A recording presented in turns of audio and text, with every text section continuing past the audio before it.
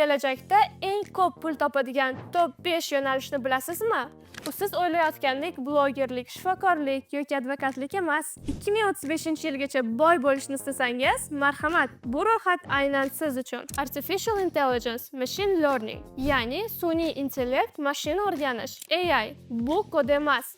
Bu aql. Siz algoritmlarni o'rgatasiz, ular esa odam o'rniga ishlaydi. ChatGPT, Alisa, Tesla, Siri bu faqat boshlanishi. Maoshga keladigan bo'lsak, yiliga 150 ming, 200 ming AQSh dollari ishlab topishingiz mumkin. Zo'ra, Computer Science and Cyber Security, ya'ni kompyuter fanlari hamda kiberxavfsizlik. Dunyo raqamli bo'ldi.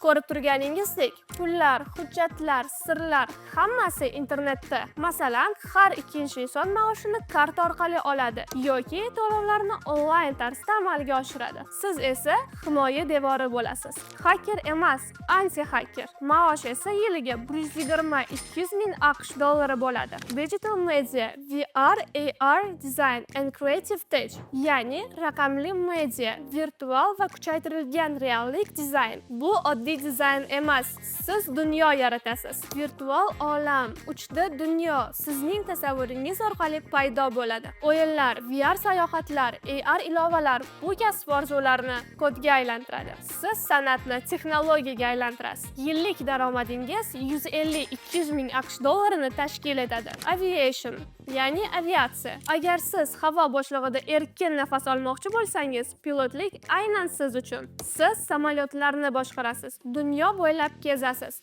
Kompaniyalar, shaxsiy samolyotlar hammasi sizni kutmoqda. Yillik maosh 200 ming dollar va undan yuqori. Mazzami? Space Science and Aerospace Engineering, kosmik fan va aerokosmik muhandislik. NASA, SpaceX, Blue Origin hammasi sizni kutyapti. Quyosh tizimi kelajakdagi ish joyingiz. Maosh esa yiliga 200-250 ming AQSh dollaridan boshlanadi. Bo'ldi, Said Ahmedga men ishdan ketdim.